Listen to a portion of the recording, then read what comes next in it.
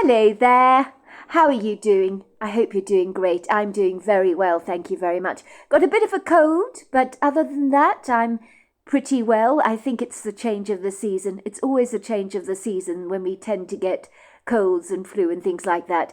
So I hope you're all doing well and keeping your immune system strong. And before we continue, don't forget to subscribe to the channel. Click the notification bell and the thumbs up, and let's get started with tonight's story, and I know you're going to really love it. Dear Sarah, and all your lovely listeners, William Chancellor stared at his face in the mirror. He had slathered the lower part of his face with a thick layer of shaving foam. He was carefully gliding the blade over the contours of his skin, which he did with a meticulous, skillful precision and a steady hand. For the first time in his long life, he believed he was getting old. The signs were becoming as prominent as when spring begins to erupt through the decaying foliage of winter, until you are in no uncertain doubt that the season has conspicuously changed, as the signs are clear to see, so that they can no longer be denied. It was tough for William to admit this to himself, as facing the truth is never easy for anyone, especially if that truth doesn't sit well with you. William was one of these self-possessed, complacent people who would happily remain young forever. He loved life, and there was always a spring in his step. These days he barely recognized the face staring back at him in the mirror. William was a man's man, and had never been predisposed to vanity of any kind. But the skin on his face that had once been so smooth and young-looking, not too long ago it would seem, was beginning to betray his age rather too fiercely for his liking. Where on earth had the time got to? It seemed like only the other day he and his wife Joyce had moved into the ranch, which was actually 50 years ago to be precise. But for William it felt like only yesterday. William's sad-looking skin was now indisputably cruelly saddled with a plethora of deeply entrenched lines that curiously resembled railroad tracks. If that wasn't depressing enough, his drooping jowls were sagging, so it looked as if part of his skin was melting off his face like candle wax. His once rarely well-distinguished square-shaped jaw and accompanying neckline was beginning to resemble a turkey's neck. It wasn't pretty, he thought, and it had not helped spending so much time on the ranch, under the glaring, unforgiving Colorado sun, on the back of Night, his dark brown horse, overseeing all his steers. Day after day, week after week, season after season. William adored his life on the ranch, but if the truth be told, the rather mean-spirited severe climate had not been kind on the skin. His face was so weathered these days, and there was a splattering of sunspots running across his nose and on his cheeks, and they were over his hands as well. He'd recently been to the dermatologist and been subjected to the removal of many precancerous moles, which he'd been told was the quintessential side effect of spending so much time out of doors, exposed to all manner of temperatures. But as far as William was concerned, a life without spending your time out of doors was not much life at all. "What are you looking at, William?" Joyce had said, reaching out to grab her toothbrush. She had just entered the bathroom, wearing a white toweling robe over her pyjamas, while her tousled grey hair appeared to be flat on one side, from where she'd been sleeping overnight. She reached for her pink toothbrush in the toothbrush holder and stood by her side of the his and hers marble bathroom countertop. She began to vigorously brush her teeth, glancing briefly at her husband in the mirror, who was leaning forwards to stare at his face, as though he was inspecting himself for nits. He began to rub a rather calloused hand down one side of his face, and let out a deep, resigned, rather deflated sigh. "Oh, goodness gracious me, love," said Joyce. "I've not heard you sigh like that for a very long time. If you don't mind my saying so, William, but you look as if you're seeing your face for the very first time, like those bushmen in Africa you hear about, who've never seen their reflections before, and when they see themselves for the first time, they're affrighted of their image that stares back at them, as if the face they see is almost going to pounce at them out of the mirror. But that's what you're doing right now. What on earth is up with you? Why such a solemn expression on your face? You look as miserable as someone who's been told they've only got days left to live. And I'm not exaggerating about that either. You look miserable, William. I haven't seen you look like this for a long time. I guess that's a good way to put it. I mean the story about the bushman, love. I probably am like a bushman, looking at my face in the mirror for the very first time. And you're right, I don't particularly like what I see. My reflection is scaring me these days. I'm getting old, Joyce, he said. I'm getting old, he repeated, as if to affirm this was an absolute fact that he could no longer ignore. It's beginning to hit me hard, like a baton across the face, Joyce. And it's a hard blow, believe me. Joyce rolled her eyelids in the back of her head in exasperation. She let out a half-hearted chuckle, even though she wasn't really amused by her husband's comments, but it seemed like the appropriate thing to do in the circumstances to lighten the mood. This was not like her husband William to go on about his age like this. He was not the superficial or shallow type of man who concerned himself with his appearance, as he was ruggedly handsome and all man in every regard. So why was he concerning himself by a few wrinkles on his face that, in Joyce's opinion, made her husband all the more interesting to look at? But she never told him that, of course. Tell me something I don't know, William. Of course you're getting old. We all are getting old. Every day we get a little older, don't we? Everyone is aging, I'm afraid, from the moment they first draw breath, when they enter the world. With every minute that passes, we all get older. It's a fact of life. One thing we can never run away from, love, is old age and death. Sooner or later it catches up with all of us. It's not something we can really fight, although believe me, some try. I've stopped dyeing my hair black these days, you know. It's too much like hard work for me. No sooner have I dyed my hair black, the grey roots begin to show, and so I decided to become silver, a silver fox, you could say, because dyeing my hair every 6 weeks was doing my head in. Well, you look good with grey hair, Joyce, said William. It's not aging on you at all. Some of us are not so lucky. It's kind of you to say, love, but what I'm trying to say to you is I don't like aging any more than you do, but I've accepted it, with some kind of grace, I suspect, as I don't have any other way to stop it. I don't know about that, love. I would say you're in remarkable good nick for a woman your age. You certainly don't look your age, that's for sure. Joyce reached over to her husband to give him a kiss on the cheeks. Look at you, William. You're quite the charmer. You always have been. You know exactly how to make a lady feel good.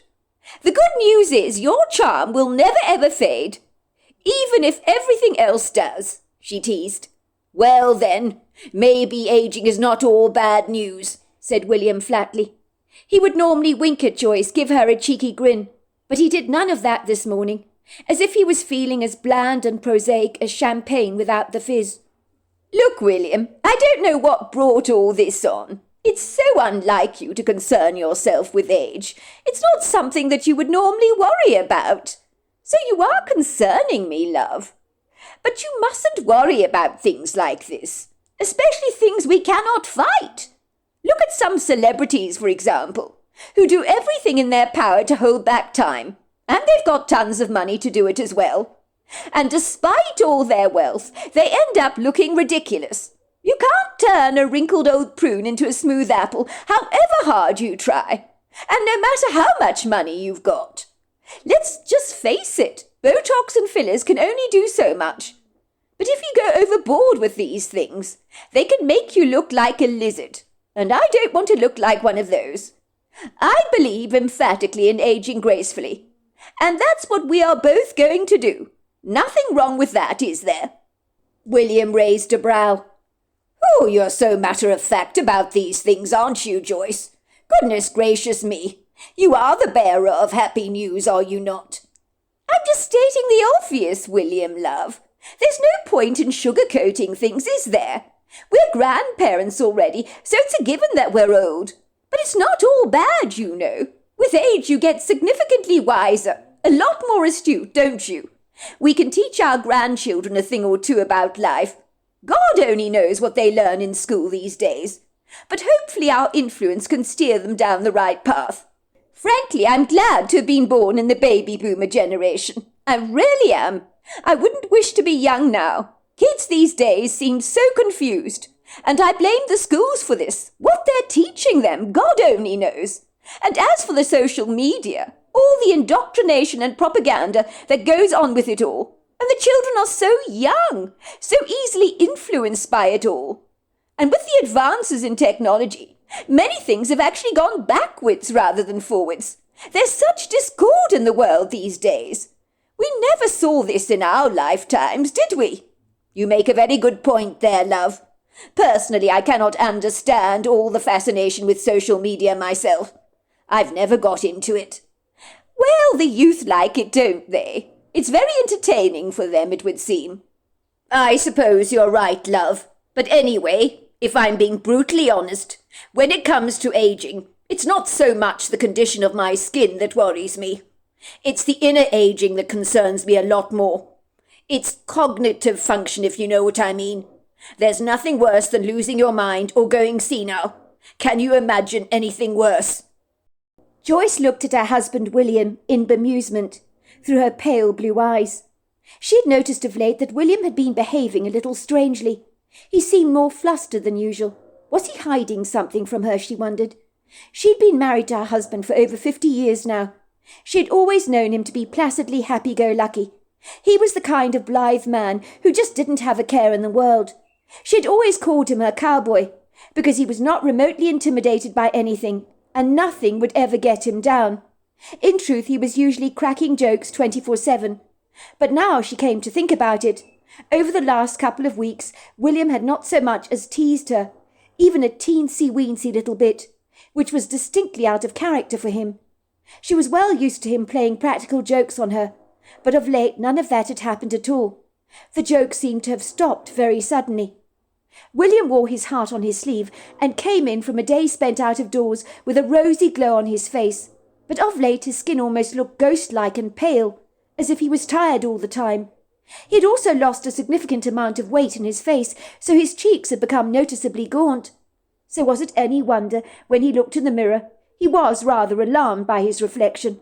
If he gained a little weight in his cheeks, they would fill out a little, and he'd look a whole lot better.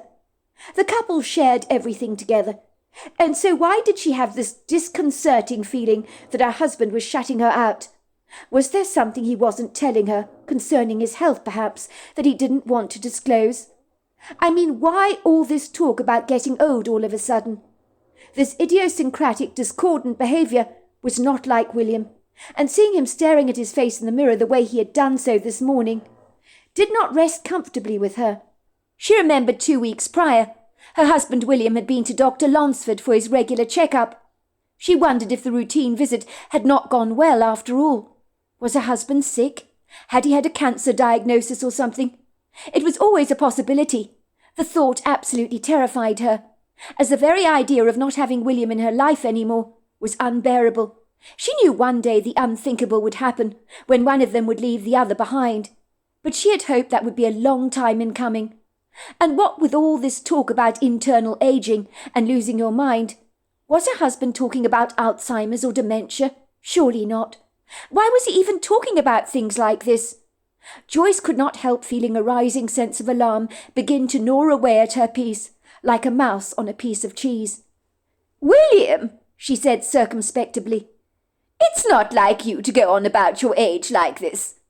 I didn't think stuff like this concerned you. What do you mean by inner aging? I don't understand what you're talking about. You're scaring me, love. Is there something, perhaps, that you're not telling me?" William was now wiping his face clean, after his shave with a towel, after throwing some warm water over his face. He looked at his wife kindly. "There is nothing wrong with me, Joyce. Nothing at all. I'm just acknowledging I'm getting older, that's all. What's peculiar about that? I think a lot of men my age would feel exactly the same. It's not a vain thing. Look at me. My hair is thinning worse than ever these days. I'm virtually bald at the top of my head. My face is covered with wrinkles. I barely recognize myself these days. And yes, I guess it's a bit scary, realizing you're getting older. But I'm sure it's perfectly normal to feel this way. You never told me, love, how your checkup with Dr. Lunsford went 2 weeks ago. Joyce asked, scrutinizing her husband closely, to see if he was clenching his jaw or biting his lip awkwardly, which were telltale behaviours that her husband would adopt if he was holding something back from her. "He did give you a clean bill of health, I hope, at the check-up, did he not?" "But of course, dear. Everything went absolutely fine with Dr. Lunsford. Why do you ask, love? Goodness gracious me, you're looking at me with such suspicion on your face." "Because, William, something is distinctly off with you, if you don't mind my saying. I'm sorry to have to say this to you, love, but I think you are keeping something from me.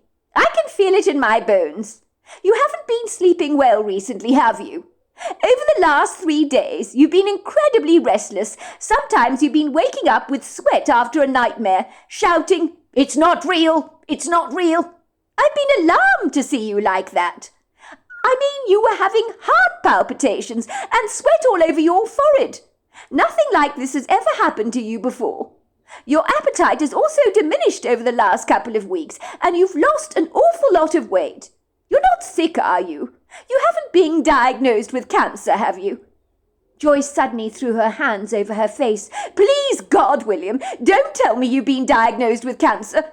I couldn't face it if you were, William. You're all I've got. What on earth would I do without you?" "Oh, for goodness sake, Joyce. You are being a drama queen. You sound like a doomsayer, don't you? Stop being so alarmist, will you? I'm perfectly fine. I wouldn't keep something like a cancer diagnosis from you. Of course I haven't been diagnosed with a disease." "You promise you're not lying to me, William?" "Cross my heart, hope to die," said William, making the gesture of the cross on his chest. "Are you happy now? Have I convinced you that I'm absolutely fine?" "Not really, love. Something is troubling you. I know it is. And I wish you would confide in me and tell me what it is. I'm your wife, William. Don't forget that. I deserve to know if something is going on with you. Then there are all these dreadful nightmares you've been recently experiencing. You've never had nightmares before, and suddenly out of the blue you start having them all the time. You're not predisposed to night terrors, so what is going on with you, love?" William took his beloved wife lovingly into his arms. He gave her an affectionate hug. She smelled as she always did of baked cake and sweet honey. He loved the smell of her. It was so homely, so warmly welcoming. "Joyce, I promise you I'm not keeping anything from you, love. Stop worrying, will you? As for the nightmares, they're nothing to worry about at all. I'm not the first person to have nightmares, nor will I be the last. It happens to people. You say I've lost weight, I'll prove to you I'm not sick. I'm feeling quite famished, actually. What's for breakfast?" The couple's black Labrador came rushing into the bedroom, tail wagging furiously, for the word "I'm hungry" always got his immediate attention. It meant food was on the way, and of late he knew that William had been sneaking him titbits. Joyce's face brightened. Her husband had not had much of an appetite of late, so him expressing a desire to eat certainly uplifted her spirits. "Well, I can make sausage, crispy bacon, eggs, French toast for breakfast, if you like, and some hash browns. Does that tickle your fancy, love?" William grinned. "Sounds great. Hurry up, then. I'm beginning to drool like a hungry dog. That crispy bacon is just what the doctor ordered." "Right, I'll get on with it now," said Joyce, hurrying out of the room, feeling delighted that William had expressed an interest in eating. That, at least, was a positive sign. Maybe he wasn't sick after all. William wouldn't lie to her about a cancer diagnosis, would he? Because that would be a cruel thing to do. But what about the inexplicable nightmares he appeared to be having? Something had brought on these nightmares, but the question was what and why. She wished she could burrow through his mind, like an investigating termite through the wood, and really see what was going on in William's head. When she was in her teens, Joyce had once had nightmares, after watching a horror movie on television that had scared the bejesus out of her and stopped her from sleeping for many weeks. But more to the point, where were William's nightmares coming from? In over 50 years of marriage, William slept every single night like a baby.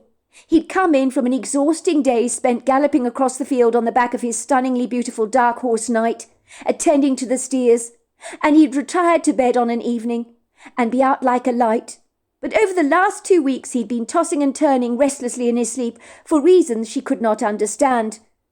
It was later that morning, while William was out on the field attending to his steers and riding on the back of his dark horse Knight, that Joyce's best friend Clara arrived at the ranch in her green Range Rover, which she parked rather haphazardly outside the front door, like she did every time she visited Joyce. These days she was pretty much a fixture and fitting in the Chancer household, as over the last 50 years the two women had become as close as sisters. Some people thought they were sisters, as they were uncannily alike. Joyce could count on her fingers 5 times over the amount of times people asked her if Clara was her sister. "No," she would say, "we've lived next door to each other for many years. We both live on ranches, where our husbands are out in the fields all day minding the steers. We both love painting with oils on canvas, reading books, baking cakes. We have much in common. We spend hours in each other's company. We almost finish each other's sentences and practically live in each other's houses. But no, we're not related." People would shrug their shoulders nonchalantly and say, "I could have sworn the two of you were sisters, or at the very least related in some way. How extraordinary! I'd have actually put money on it." "Well, maybe we do look rather alike. Perhaps you do become like the company you keep," Joyce would say. But now she thought about it, she realized people were absolutely right. As the two women had got older, they became extraordinarily alike. But it hadn't always been that way. It was 50 years ago when she and William had first moved into the 3-story red-brick farmhouse, with the large sash windows, overlooking the prepossessing views of the mountains and the extensive grove of tall lofty trees that stretched out forever and a day, like a large green ocean that would become golden red in the autumn months. William was determined to buy a ranch and become a rancher. The couple had eagerly purchased Staffordshire Ranch from a retired but very cheery rancher called Doug King, who taught William all he needed to know about becoming a rancher. He seemed satisfied to leave his ranch in what he believed were very optimistic hands. "I've got a good feeling about you, Chancer. You've got the right attitude for the job. Stafford Ranch is going to enjoy its new owner very much, I'm most sure." William took to life as a rancher rather like a duck to water, almost as if he was following in the footsteps of generations of his own family, when in reality he was a complete novice.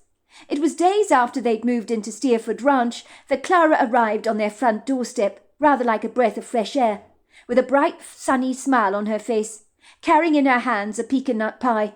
In those days the two women had been the antithesis of each other in every regard. Clara had been fair-skinned and blonde, while Joyce had been the one with the thick locks of dark raven-coloured hair.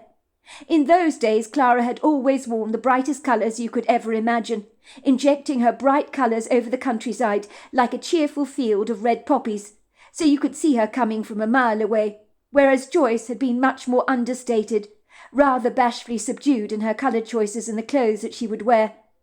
As the woman began to mellow, like fine wine over the years, even their clothing choices became uncannily similar, and Clara was less inclined to wear the bright colours she had once enjoyed. She would say now she was getting older, she would prefer to focus on being more elegant and refined in what she wore, and she tended to select pastel shades that she felt were more flattering against her fair skin. "Hi there," Clara had said, standing in the doorway of the Chancer Ranch. "I understand you've moved into the ranch. You're our new neighbours. I'm Clara. I've brought you a pecan-nut pie. I live in the ranch next door to yours. I understand from Doug King your husband is new to ranching, but my husband's been doing, ranching for generations. Well, his family has, that is. So if you do have any questions about anything, my husband will gladly help you in any way he can. You only have to ask." Doug King was full of praise for your husband, I have to say. He believes the Stafford Ranch has been left in very reliable hands. Doug wouldn't just sell to anyone, you know. He was always very particular like that. "Well, that's very good to hear," said Joyce with a smile on her face. "I know William really liked him a lot." Doug was a good man, but sadly he's getting on now. The ranch got too much for him, which is why he had to sell. Unfortunately, he only had girls, so they had no interest in continuing with the family legacy. So Doug sold up. But he's happy the ranch is in great hands now. "Just so you know, it's a great life being a rancher's wife," she had said very matter-of-factly. "But you and I, while the men are out there overlooking the steers, We should get together and do some girly things. I'm glad you're my new next-door neighbour. I think we're going to have a lot of fun together and get along famously." Joyce had liked Clara at once. You couldn't help but like Clara, and had welcomed her very gladly into the Chancellor home. The two women had grown as thick as thieves, and over the years their hair had turned a similar shade of grey. Clara was slightly taller than Joyce was, but both women were similarly built, with fine features, and they were slightly on the plump side, with pretty blue eyes surrounded by a plethora of crow's feet. This morning Clara was wearing some white cotton pants, a pair of gold sandals, and a cool flowing pale blue shirt. She rubbed her sandals on the front doormat and sashayed into the house as she always did, bringing with her the familiar, crisp, very fragrant scent of the lemon hand wash she always used. She boldly sauntered into the kitchen, as she always did. "Hi there, Joyce," she said, trotting over to Joyce, who was standing at the range oven, stirring something on the stove top. She gave her friend a nudge on the shoulder. Joyce barely acknowledged Clara, which was a tad unusual for her, but Clara never said anything. She knew that sometimes Joyce could be rather distracted as she meditated on her thoughts. Clara nonchalantly trotted over to the kettle, filling it up with water, and placed it on the gas hob. "What's up with you, Joyce? You look as if you're miles away," she chuckled. "What's that you were saying?" said Joyce, looking up at her friend from the pot she was stirring. "Sorry, I was distracted, love. I was just thinking. My mind was miles away. I'm sorry, I didn't even notice you come into the kitchen." "I can see that," said Clara. She studied her friend more closely. She noticed that Joyce's hands were actually trembling. Goodness gracious me, her friend was shaking quite significantly. Joyce was not the kind of woman that got rattled easily by anything, but she was wearing apprehension on her face like a new shade of rather unflattering lipstick that didn't become her at all. Clara's eyes travelled over her friend's appearance. Joyce, who was normally so well turned out, looked in disarray this morning. Her grey hair was flat on one side and looked like a bird's nest, as if Joyce had failed to run a hairbrush through her sleek curls this morning, so it looked like a tangled mess. Furthermore, Joyce was wearing her shirt inside out this morning, as if she had dressed without paying due attention to herself. The thing that really sounded the alarm in Clara's head that something wasn't right with Joyce was that her friend was not wearing her usual red lipstick. Joyce religiously wore a ruby red lipstick called Scarlet Runway by Christian Dior. She'd never be seen dead not wearing it. Joyce would always say she felt completely naked without her fabulously cheerful lipstick. The Scarlet Runway really did bring out the blue of her eyes. Joyce looked grey this morning, as if she'd eaten something rancidly bad that had turned her stomach as bitter as gall. What was going on with her friend, she wondered. Although they'd known each other for ever and a day, Clara knew that Joyce could get very touchy if something was irking her or causing her problems. So Clara discreetly tried her level best to tread carefully with her words, almost as if she was dealing with a small capricious dog that might just bite her hand off if she didn't approach things as tactfully as she could. Joyce was the kind of woman that could bottle up her emotions, but over the years Clara had managed to open her up, and Joyce always felt all the better for it when she shared her troubles with Clara. Clara always remained a faithful and loyal friend, and was eager to help her friend Joyce out whenever she could. "What's going on with you, Joyce? You're acting really strange this morning, if you don't mind my saying so. You barely acknowledged me when I walked into the kitchen. You were so distracted. Your mind was miles away. You're normally so together, but today you're all over the place. What's going on with you? But that's not the big thing that's worrying me. The real telltale sign that something is wrong with you is you're not wearing your Scarlet Runway lipstick," she teased. "I know when you're not wearing your lippy. Something's up with you, girl. So are you going to spill, or am I going to have to drag it out of you?" Joyce looked up from the pot of her bechamel sauce that she'd been stirring vigorously with a lugubrious expression on her face. This unsettled Clara somewhat. She was used to Joyce being so upbeat and positive about things, but this morning the hangdog expression on her face left Clara in no uncertain doubt that something was very definitely up with her best friend, and she needed to get to the bottom of it. "I tell you what, how about I make us both some tea? You're going to sit down at the breakfast nook and have a chinwag with me, and later when I leave, You're going to be wearing your scarlet runway lipstick on your lips. Is that understood?" Joyce gave her a watery smile that failed to meet her eyes, but she nodded her head diligently, because her throat was so dried up, and her thoughts far too scrambled to say anything. She knew deep down in her heart she was dealing with a burgeoning fear for her husband's behaviour this morning, and all of his talk about ageing had sent her into a tailspin. She knew she'd have to tell Clara what was going on in her head.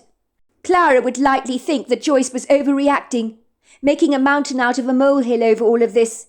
If the truth be told, she wanted Clara to tell her that she was just being silly, and no, of course, there was nothing wrong with her husband. And yes, she was allowing her imagination to birth wild ideas that had no relevance to reality whatsoever. This is exactly what Joyce wanted and needed to hear from her friend. Besides anything else, it was so good to unload her burdens on Clara. For some reason, Clara was one of those people that with her words could paint a rainbow in the sky on a very bleak, dull day, and make you realize the day you thought was so overcast and gloomy wasn't so drab after all. She enabled Joyce to see that sometimes the very thing that was troubling her was not so dreadful after all. So there we are, that's the end of part 1. Part 2 is tomorrow night. I look forward to you joining me then. Until next time, goodbye and good night.